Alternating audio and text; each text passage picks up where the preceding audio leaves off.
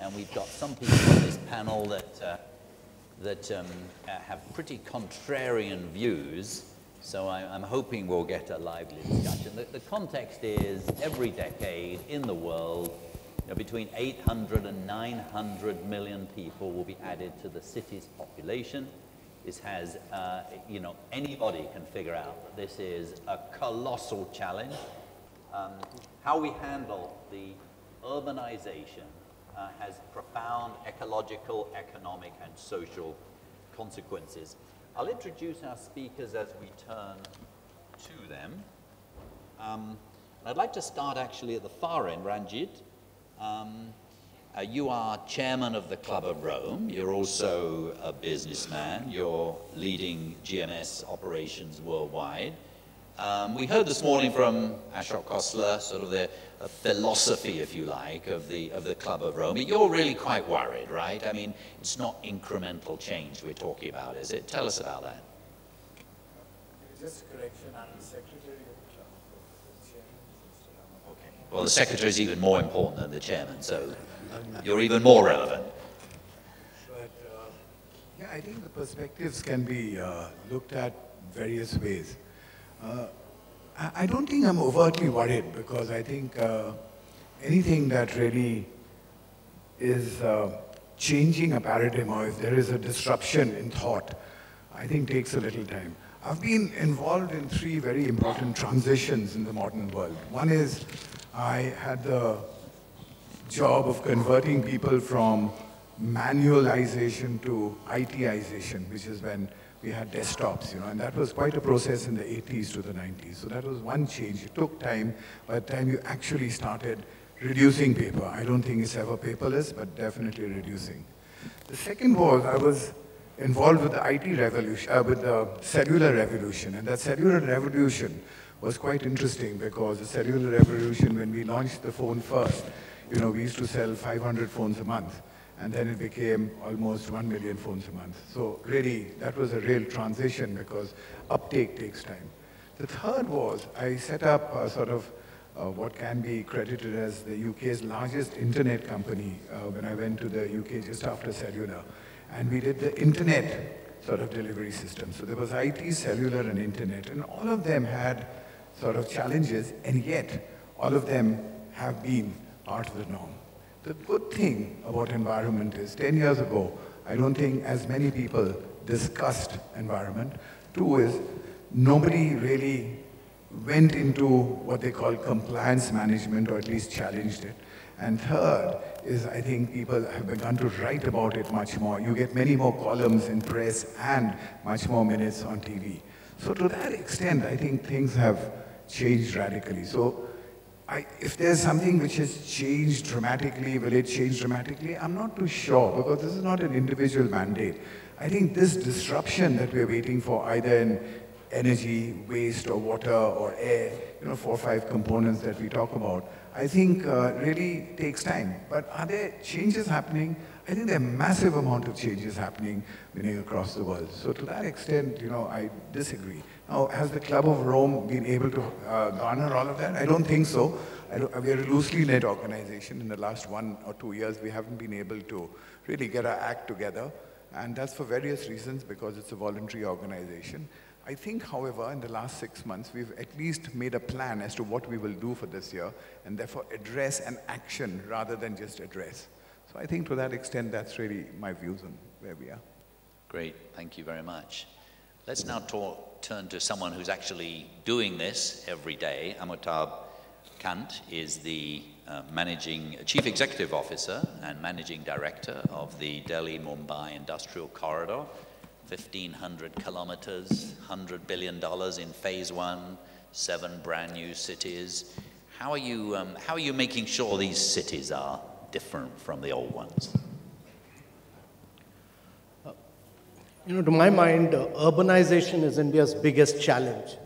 And this is simply because as we sit here, every minute in India, there are 30 people moving from rural areas to urban areas. And by 2030, you will have 350 million Indians getting into urbanization process. By 2050, you will have 700 million Indians getting into urbanization process. And this really means that actually by 2050, India will have to create 2.5 Americas.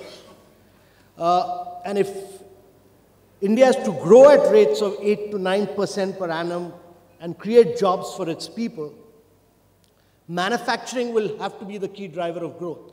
And a logical consequence of that manufacturing process, the spatial manifestation of that manufacturing process, will be the process of urbanization. Now, when urbanization happened in America, in parts of Europe, land, gas, and water were cheaply available, and therefore Americans made sprawling cities. They made cities for cars and not for people. In fact, the American car companies bought over the railway companies and destroyed them. But India has been a very reluctant urbanizer. Now that is, to my mind, a huge opportunity.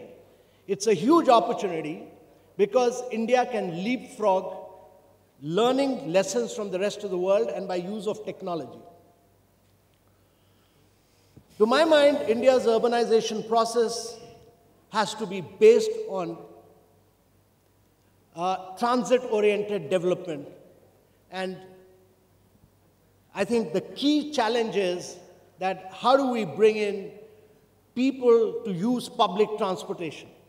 America created cities like Atlanta where you have the ecological footprint is about 12 times more than comparative cities, cities which were made at the same point of time. If you were to compare Barcelona and Atlanta, 98% of the people travel by cars, Barcelona, 65% of the people travel by public transportation, another 18% people cycle or walk.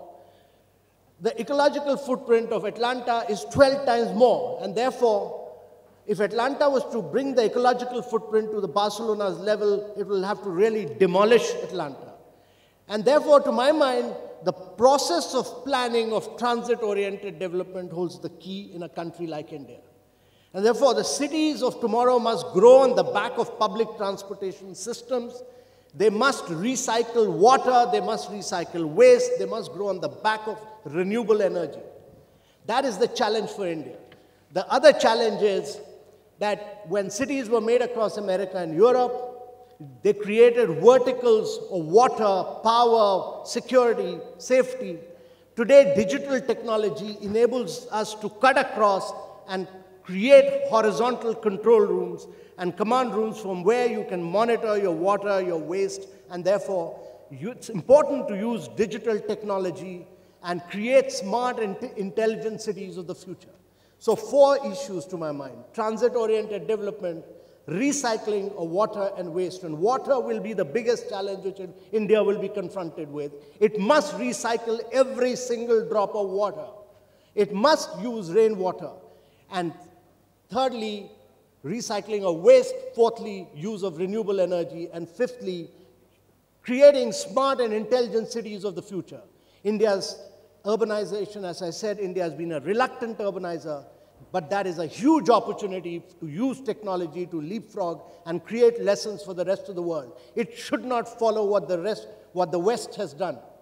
It must innovate, it must create sustainable cities of the future. And that is the challenge for India. Oh, well said. Thank you very much indeed. That was stirring. We'll come back to you in just a little while. Let's turn to our well-known architect and urban planner, Romy Khosla, who's done many great things in his life. Do you feel today that the architecture profession and the urban planning profession, I mean, do they get it now? Are things moving fast enough in the right direction? Can I be heard? Yes. I think that the technologies are available. I think that in the private sector there are enough innovation to enable us to green buildings completely. I've just finished the Volvo Aisha corporate headquarters, which is a platinum-rated building. It was not difficult to do. What we needed to do was for the building owner to hold our hand and commit himself. That's that. Sorry. Yeah, sorry. I was talking about the greening of buildings. As far as the technology is concerned and the knowledge is concerned, it's available. What we lack is the commitment from the owner. So we had recently, about a month ago, we finished the Volvo Aisha headquarters, corporate headquarters, because Volvo and Aisha committed to being green. So we did make a platinum rated building, and it's working. What we find is reluctance from building owners and landowners to go green.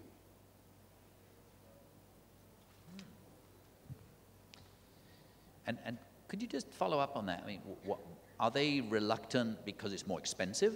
And how much more expensive is it? Or are they reluctant for other reasons?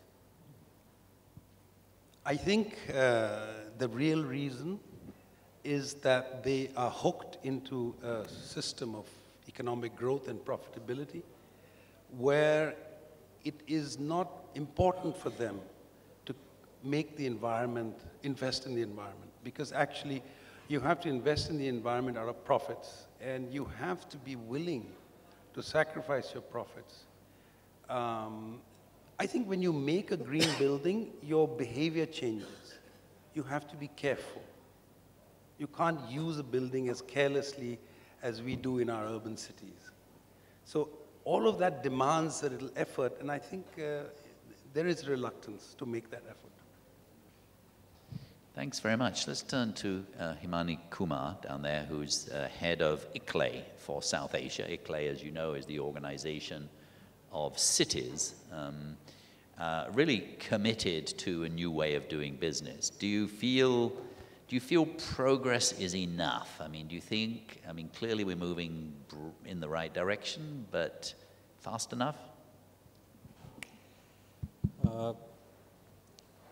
Yeah, as you said that ICLEI is cities, networking of cities all over the world. We have nearly 1,100 odd cities as our members. 10 years back, when we went to cities like Bhubaneswar, Coimbatore, Shimla, in Indian cities, which are like one of the progressive cities, fastest growing cities in this country. When we started talking about maybe climate change, low carbon plants, green buildings, transportation related issues, street lighting, renewable energy. Cities like the mayor of Bhubaneswar used to tell me that, Kumar, don't waste my time. Okay, please don't waste my time. And I think it's, if you have anything else, if you want to talk to me, please come and talk to me. But when we said that how that energy efficiency, how that renewable energy in this country can save some finances for the local authorities, or if you see that maybe the power cuts in this country, like even the city like where I live in Delhi also has a lot of power cuts every day. So when we start talking about their daily issues and what they should do along with the city governments, I think that is where the city started working on that. I'm happy to answer you actually your question today. We are working with more than 50 odd cities on really renewable energy related issues, on energy efficiency related issues, transport related issues, which is the parking is one of the major problems with the Indian cities. We are looking into that. We are even talking about now non-motorized transport with the cities, because you have a lot of mass transport, the BRTS are coming up, the metros are coming up. So how do we connect it to the last mile connectivity within the city? We are talking about green buildings, the codes, the building codes, the recycling of the water, what Mr. Kant was talking about. So the city started really looking into these issues. They are really looking for solutions, which is where I think we are working with that. And I'm pretty sure that the Indian cities will grow in this direction in the coming decades. And a peculiar thing with the Indian cities, I can say that I agree completely the point. We don't want to look for solutions from outside. If I say that something is happening in Rome or something is happening in London or something happening in US, I think that Indian cities say that, okay, Mr. Kumar, I can see that, but can you give us some solution, an Indian solution for the Indian problems? So that is how we are bringing together what can be done by the Indian cities, and really the Indian cities are taking it forward. And I'm sure there will be low carbon cities in India as an examples for the future to the world to see that Indian cities are not, they are comparable with any other any other international city, I'll say. Great. Thank you. Thank you very much indeed. Let's turn to Harpal Singh, who's one of the leading players, has been in the private sector in healthcare, was head of Fortis Health. Now I think you're chairman of Save the Children. You look at this from a health perspective. What's on your mind? Well, you know, I think it's obviously quite clear that urbanization is a process that is inevitable. What we can sort of debate is the pace. And any which way we look at it, as Amitabh and others have sort of mentioned, and Andrew yourself also in that wonderful presentation, that it's going to be a very, very significant change for the country. Now, as far as health goes, there are two, three, I think, big-time perspectives that we need to remember.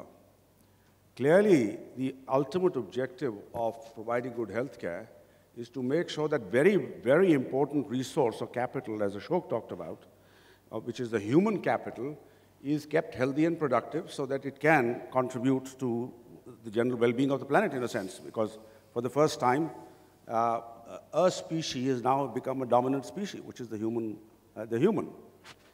To keep this particular resource healthy in our cities for the future, there are two kinds. One I would treat as an investment, which is really the entire arena of public health. And that includes things like sanitation, clean water, clean air, how to deal with waste of all kinds. And the other, of course, is that if we don't do all those things right, the burden on curative healthcare would be very substantive. And just to give you a sense of how the two are connected, 70% of the bed capacity of Indian healthcare system, 70% is actually consumed by waterborne disease. So if we correct the situation with respect to drinking water, clearly speaking, we have enough capacity on the curative side. Otherwise, we will have to have a very heavy burden on the curative side, which is a far, far more expensive thing to do. The other thing I would say is that as we get into urbanization, let's look at it from the perspective of the most marginalized and the most vulnerable populations of the cities. And those are really, if you look at it, children and mothers. While we look at the numbers, it's interesting to say that by 2030, 40%, in fact, that position is almost there right now, 40% of the population will be under 18 years of age. 13% would be between 0 to 5 years of age. So how does this particular population, this particular user group, look at urbanization? And within them, the most marginalized and the most who are below the poverty line, actually now it's well documented, their condition is far worse than the rural poor or the rural poor children, disadvantaged children and mothers. And therefore, I think as we plan for the future, as people like Amitabh and others plan cities for the future, I hope that they will bring into very sharp focus the needs of this very marginalized group, which is, like I said, children and mothers. It's absolutely critical that we do that. If we don't do that, the burden on the curative side will be excessive. In planning terms, the country doesn't spend enough on healthcare. We spend very little on preventive healthcare, so the entire arena of public health. And we spend only 1.8% of our GDP, which is about the lowest in the world, I would say, near about the lowest in the world, as a percentage of GDP on healthcare.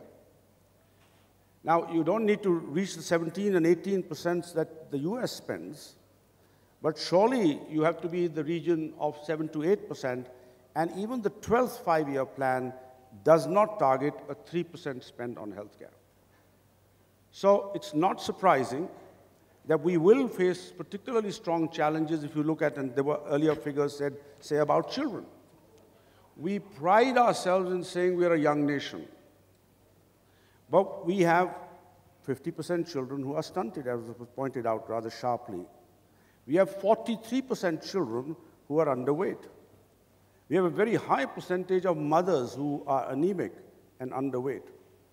So I think our focus, if we wish to get the kind of cities in the future, our focus must be from the user groups, very significantly of them being children and mothers, if I would say. Thanks very much. I'd like to pick up this issue of how the different stakeholders need to interact with each other in order to get the job done. Amitav Kant, you talk passionately about, for example, how every drop of water needs to be recycled. Now, we might find some private companies that are willing to do that, we might not. Government needs to play some role, needs to interact with the private sector, citizens in those cities need to engage. Tell us in that particular case, how are you going to make that happen? And what are the kinds of discussions you're having with local authorities, for example? Let me first say that sustainability is not a function of green buildings. You know, green buildings make a marginal difference. But sustainability is a function of the urban form you take. And the sprawling cities which the West has created, that model is dead. The model of the future has to be compact, they have to be dense, they have to be vertical cities of the future, but on the back of bus rapid transport systems, mass rapid transport systems, and LRTs. BRTs, LRT, MRTs have to form the backbone of future urbanization. If you get that right, and therefore the urban form is the key, if you get that right, you won the battle. You look at the ecological footprints across the world. You look at cities like Barcelona, you look at cities like Vancouver, and you look at American cities. You look at Atlanta, you look at Dubai. Why is the ecological footprint in Atlanta and Dubai 12 times, 14 times more than these cities? Because some of these cities are cities with public transportation, they are cyclable cities, they are walkable cities. And therefore, the challenge for me, really, as I get into greenfield urbanization in India, is how do I make an urban form which is on the back of public transportation? How do I make cities which are cyclable, which are walkable? And how do I learn from the eastern part of the world and not the western part of the world? And the best examples, let me tell you, ladies and gentlemen, come from the eastern part of the world. They come from a city called Kitakyushu in Japan, which became the city which drove manufacturing in Japan, but which became the most polluting city of the world. And therefore, METI, the Ministry of Trade and Industry, took it as a challenge, and today in Kitakyushu, every single thing is recycled, from mobiles to cars to everything is recycled. They come from Yokohama, where Yokohama city brought down its wastage by 38%. They come from Singapore, where the water recycling, the raindrop collection, the dual piping system, they all come from Singapore. They come from a Latin American city of Curitiba, where the bus rapid transport system has brought down a huge amount of CO2 emission and has made it one of the most sustainable cities. And therefore, to my mind, what India must learn is the success from the successful examples of these cities which have actually achieved success in terms of sustainability. And simultaneously, I think India must learn on how to use technology, because India is very late in the day. The urbanization process has come to an end in America. It's come to an end in Europe. It's almost ending in China. In India, it has just begun. And actually, India will do more urbanization in the next 4 decades than what it has done in the last 5,000 years. Whether we like it or not, unplanned urbanization will happen. And therefore, it's important for India to do planned urbanization. It must learn from these successful cities. It must use technology. It must use technology to create smart, intelligent cities of the future. And I think that's what we are trying to do in these cities. Using technology, using fiber, using digital technology to connect public services around. How do you provide education? How do you provide health? And I think the last point I want to make, I've emphasized on water earlier, but I want to emphasize on workers' housing. which holds the key. When you do greenfield cities development, workers' housing must form the first basis next to the transport nodes, and therefore the workers must be able to reach their place of working. They must be able to get a transport system within 5 minutes of walking and must be able to reach their place of working using public transportation. If you are able to do this, then you create sustainable cities of the future. That's great, thank you. Well, I think that's the imperative. But what I really want to probe is, okay, how do you get there? Okay. Now, I mean, you mentioned Singapore is a pretty authoritarian kind of place. Curitiba had Jaime Lerner, one of the great leaders, you know. Obviously, you're leading on this, but I mean, do we have the leadership? Let's go down the end to Ranjit. Do you see the kind of leadership and the willingness to engage public-private that will get us there? You know, I believe it is possible. You know, if you look at what is happening in the private sector developmental programs, you will see some of the gated buildings and some of the gated cities do exactly what Amitabh is saying. I'm not saying it's a lot, and I'm not saying it's legislated. What happens is, even in India, if something is legislated, the problem is compliance management is not there, but we create a new rule. So there are challenges. Having said that, I think what Amitabh is trying to do is create a framework where all the components are there. Now, whether it is practiced in 100 years or whether it's practiced after 50 years of opening, I can't say. But if people begin to enjoy a kind of life, like in the gated cities, I'm quite sure that they will in fact want it. And that's what community development is. The good thing about this project is not a government top-down approach. It is actually a public-private partnership in its truity, because actually what they're doing is putting community first. If the community is not a beneficiary of what they're doing in this corridor, then automatically there will be an implosion. But I think this is what is driving this project. Coming to actually 5, you know, there's this book called Factor of 5, and many of you would have probably read it. I think it's important to highlight what are the 5 imperatives really that in a very broad brush term, because we are even talking about India in broad brush terms, is that what are the 5 imperatives that really challenge us? And I think Amitabh has alluded to some of them, in fact, if not all of them. The first is actually buildings. The building construct, and that's what everybody is talking about, is a very challenging construct, because, meaning, is it the building itself, what is the raw material, and if you look at the whole value chain right up to actually people living in it, it is a question of what is the recyclability of it, and what is really the ecological footprint. That is one. 2 is big and small industry. What is really the entire cycle of that big and small industry? Next is agriculture.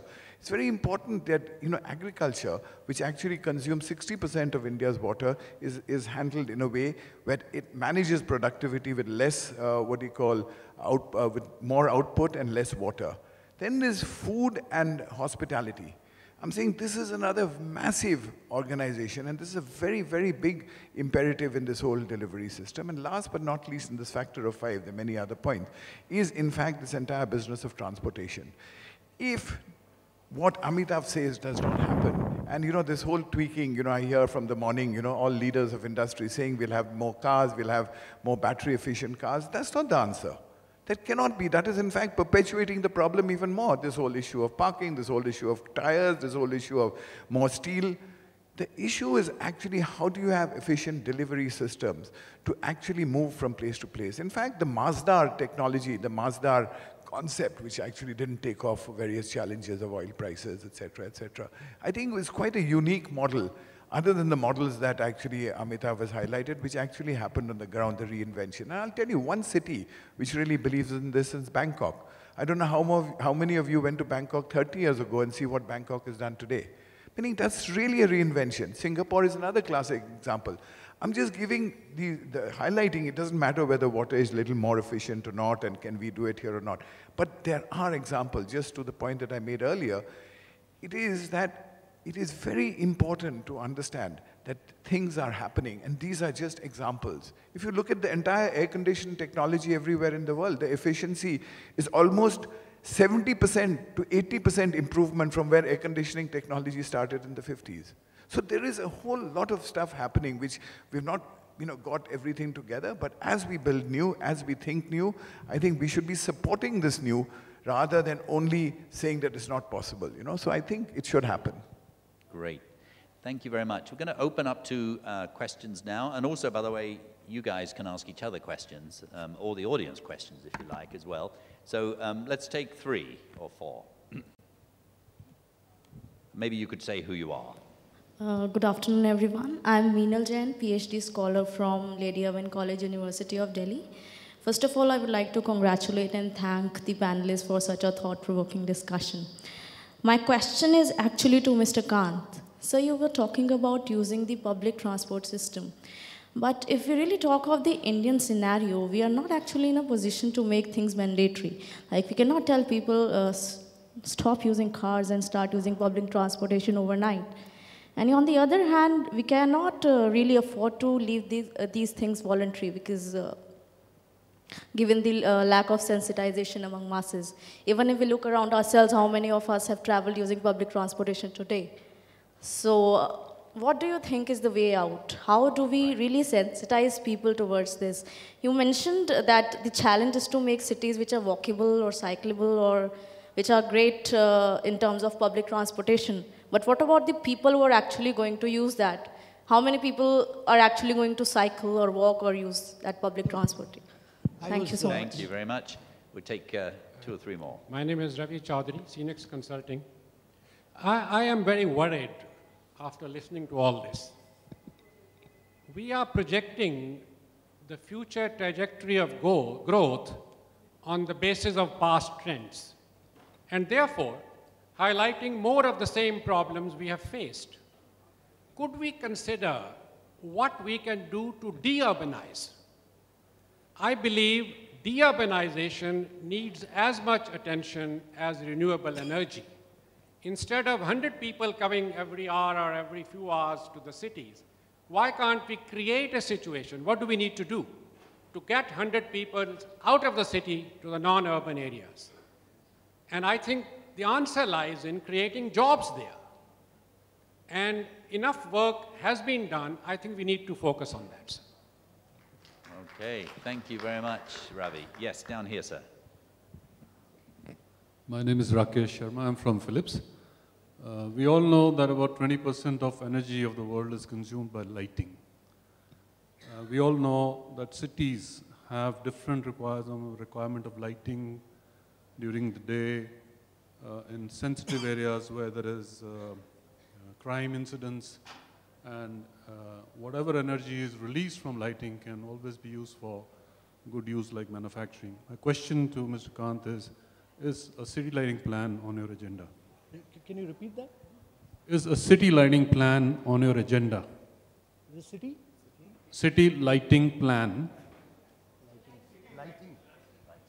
City lighting. Lighting plan. Yeah. Cities can consume 20% of world's energy, and lighting can consume. So are we looking at lighting energy consumption as a plan? Good. Thanks very much. There's something about the echo in this room. It's actually quite hard to hear out here, isn't it? Let's see. Yes, back there, sir.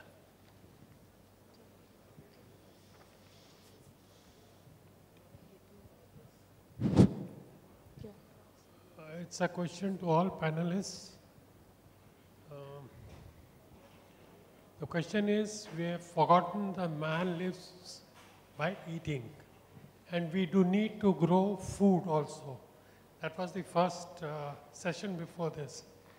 If there is going to be urbanization everywhere, where are you going to grow the food?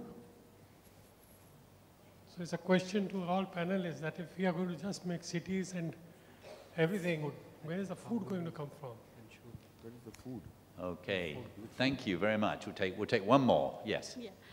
I'm Ghazala from DA, and I'm sorry. I just wanted to ask you, the panelists, you alluded to different aspects of urbanization, but nobody did refer to the waste aspect of it, in terms of, and especially when you look at the Delhi-Mumbai corridor, and not only the urban waste, but also the industrial waste. In terms of what happens to that in that entire process, how do you kind of look at that, and how does that need to get addressed? And when you're looking in terms of the businesses, and what is the environmental footprint of these industries over there, and looking at how does that, you kind of look at addressing that aspect as well. So that's something that Okay, thank you. Some interesting questions. Let me start with you, Amitabh Kant. How do we get people to use public transport? And I'd like the rest of you to join in this conversation too. So let me first start off with the question from the young lady. Actually, people use cars because Indian cities Indian government hasn't put in adequate resources into public transport systems. Actually, India hasn't put resources into the process of urbanization at all, and actually, post-independence, India has had only one scheme of urbanization, and that's the Jawaharlal Nehru Urban Renewal Mission. So if you were to see the Indian cities, there are no good, efficient, strong public transportation system, and the metro movement has just taken off starting from Delhi, and in due course, I feel that with the success of the BRT in Ahmedabad, etc., you will see a lot of more models of bus rapid transport, you'll see a lot of movement of mass rapid transport, and that will push people towards using mass rapid transport systems rather than using cars. And I think that's the trend in the right direction. I'd also like to respond to the question here, and that is that how do you de-urbanize, how do you degrowth? And let me tell you that, you know, I go to my village, I come from a village called Balia in eastern UP, and I go there once in a year. And it's the dream of every single young man there to come to a city and work. And if you can go to any Indian village, and you'll find the same dream of every Indian coming to a city and working. Now, the vision of our founding father, Mahatma Gandhi ji, was that our villages will be economically viable, they'll be self-dependent. They'll be self-independent, and therefore, and that's the vision with which we have continued till now. And let me tell you, this was very much the belief of the Chinese Communist Party till the 72, 73, when they broke away and they drove manufacturing. And since they drove manufacturing, consequence of that was urbanization. And I think in India's case, because we are passing through a window of demographic transition where about 72% of our people are below the age of 35, we need to create jobs. The only way to create jobs is through manufacturing. And let me tell you, while we need a second green revolution in agriculture, if 65–70% of your people are in agriculture, there's a huge amount of disguised unemployment in agriculture. And the agriculture can have a second green revolution only if you are able to take people away from agriculture and put them into manufacturing and allow agriculture to function efficiently. This is, to my mind, India needs a second green revolution, but the process of urbanization, whether we like it or not, and many of us can continue saying that there should be de-urbanization, there will be degrowth, and when you see this, young people will clap. But the process of urbanization is inevitable. It will march on relentlessly. And therefore, unplanned urbanization will take place. Great. Thank you. When you go from here to Rajasthan, unplanned urbanization will take place. And therefore, what I'm saying is that India must plan for it. India must plan for it systematically, scientifically, and put its best foot forward in recycling waste, recycling water, and bringing in good planned urbanization. Great. Thanks very much, Amitabh. Romy. I'll just choose to answer Ravi's question about the model. I'd just like to make you familiar for what I believe in. I think we are following a model for the industrialization of India, and the urbanization of India, which is about 100 years old. And it succeeded in the West very well because of getting rid of the poor. There were a number of world wars. There was migration. There was epidemics. Ireland was depopulated. Italy was depopulated. Now, what happens if we follow this model in Asia is we can't get rid of our poor. It's not a poor-friendly model.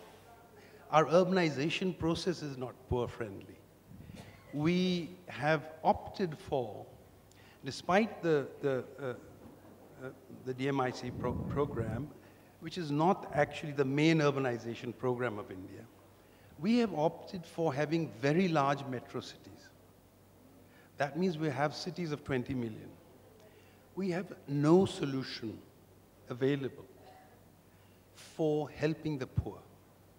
And that's why I think the model is wrong. We have worked on alternate models, which are not, as you mentioned, de-urbanization, but with the conviction that India in 2050 will be fully urbanized. But in our model, it will have 1,000 cities. Not one of them will be over 1 million, and they will all be self-sustaining. Now, it is possible to do that, but it is very hard for us to go against the model that's sitting on our head. We have a culture in this country which by its nature is self-sustaining. If you look at the way the poor live, they live sustainably. The rich don't live sustainably. Now, what has happened in Europe and the West, because they have more or less, during the process of the Inquisitions and the wars, they have lost their touch with cultural sustainability.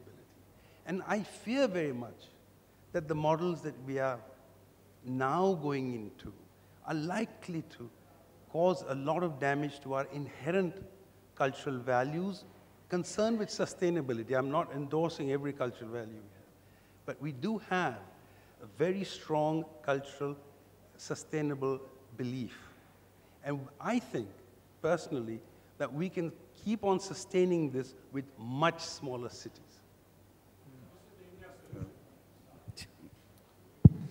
Well, thanks. Now, we just have 5 more minutes, so I'm going to ask the remaining 3 just to answer whatever questions you like, and if you want to make one final point as well, starting with you, Harpal. Yeah, I think for India, it would be unfounded to say it's one or the other. Precisely for the fact that we've been late in urbanization, I think we have the possibility to enjoy both possibilities. And I hope that with the powerful advent and availability of technology, actually good work can be delivered in remote areas, and people can become part of the economy, so to speak, from remote places, simply for the fact of our fantastically powerful communication systems. That will never take away from the charm of the city. I mean, there is something charming about the city, and lots of services that are available in the city will be available in cities. So I think the best that we could do in India is not necessarily accept the premise that the only way to go is to go for the big mega cities, but also open ourselves to the possibility that we have the other option as well. That's one. 2, I do suspect that the underemployed in agriculture in India, live somewhat better lives than the underemployed or the unemployed in a city. Actually, the life pattern is quite harsh in the city, particularly for the most disadvantaged and the most vulnerable populations. And that might shed another perspective on saying the nature of urbanization that we should sort of take up. Lastly, there was a question of saying, how do we incentivize public transportation? Has anybody in any city in India been able to enter an empty bus or enter now this wonderful new metro that we have in Delhi? A few years ago, when it first came up, everybody was worried, or there was some who were worried, that it may not be full up. You can't get a seat on it anymore. So there's no need to incentivize, as far as the user is concerned, public transport. The user is quite happy to use it if it is available. And that's the real challenge. How do we incentivize, not the user, but how do we incentivize whoever the providers of public transport are, be they the government or be they the private sector? And I think that is one fundamental that we as citizens must put lots of pressure through whatever fora available to us to make sure that governments and the private sector deliver on the demand for public transportation. And I might mention here that if you think about it, the stakeholders, the entire, let us say, the automobile industry. That's a pretty powerful group. I was part of it for a long time myself. It's a pretty powerful, influencing group that wants actually private transportation. That has lots of arguments in support of promoting private transportation, arguing the case that what is the option of the citizen, therefore we are delivering it. So the option is public transportation in a very, very powerful way. Don't worry about the consumer. The consumer is there, very much there. Thanks very much. That was great. Himani. Okay, I just want to take 2 points here. One, if you take transportation, I'll say that the issue here is very conflict in this country, in the cities in this country. If you talk about the land, it belongs to maybe the revenue department or not with the municipal corporations. If you talk about transportation, you have a separate department. You have urban development authority, you have municipal corporations. You have separately the private participation into that. So the governance issue is a major, major issue here in this country if you want to achieve any successful solutions, if you want to implement any successful solutions in this country. There are nearly 20 odd renewable energy master plans are ready within the city governments.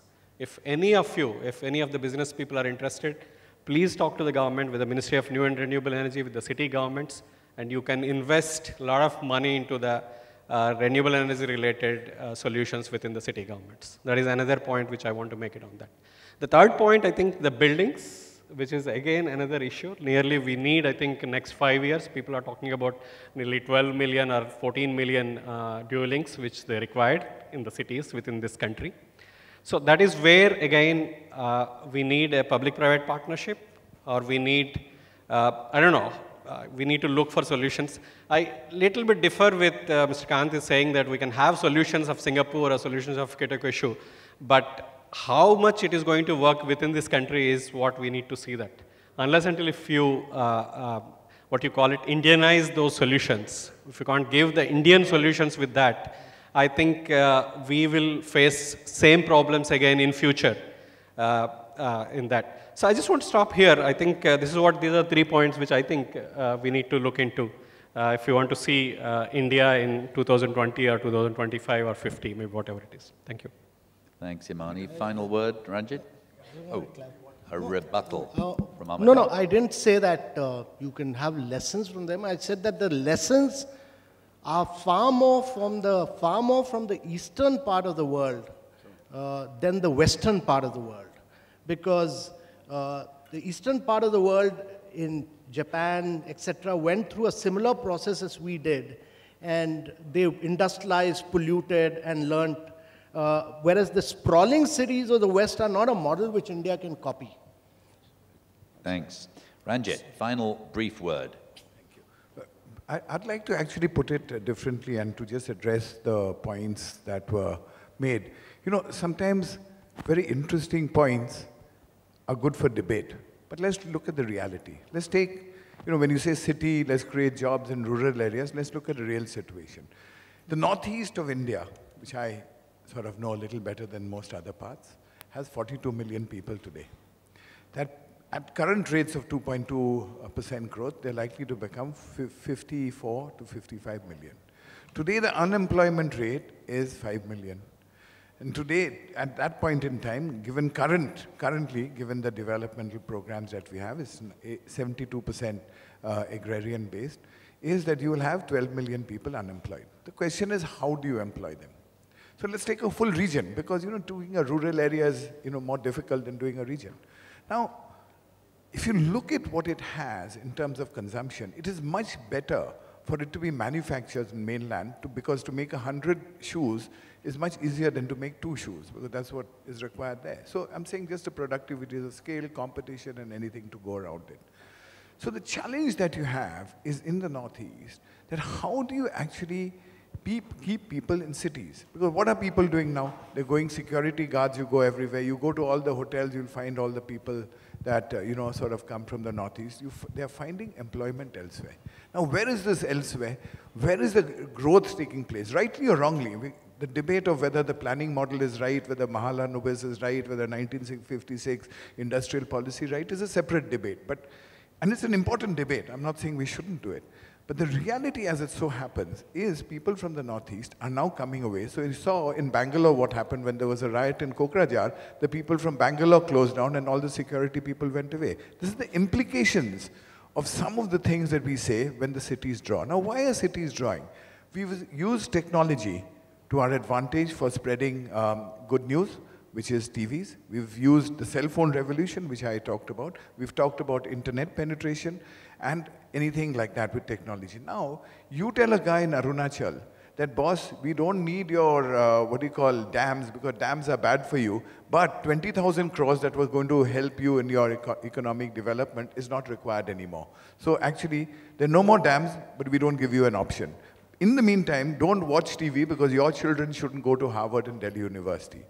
Meaning, it is not an easy solution. All I'm trying to say is that if there was a solution which, meaning we are alluding to, I think some of it is right. So I think the mantra, and sorry I'm taking a little longer, is smaller, better, faster, brighter may be the answers. And I think in the Northeast, we have a really big problem because these small cities, every villager wants to go to the nearest city, from the nearest city to the next biggest, and then to Guwahati, and then from Guwahati he goes, not even to Calcutta, that's bypassed, because that's passé to go to Bangalore, Bombay or Delhi.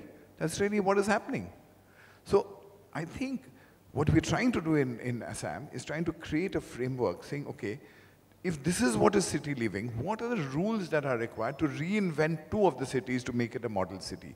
Now, suppose we make 50, what do you call, roadway centers. Can we make these 50 roadway centers to only accommodate 50 people, education, healthcare? You know, very much taking off, meaning what Amitabh was saying, we've been talking about for 2-3 years now. So make different models of what we call villages with city facilities, so that they have everything from healthcare to delivery. So I think that really is maybe my sort of few words to this. Great. Thank you all very much indeed.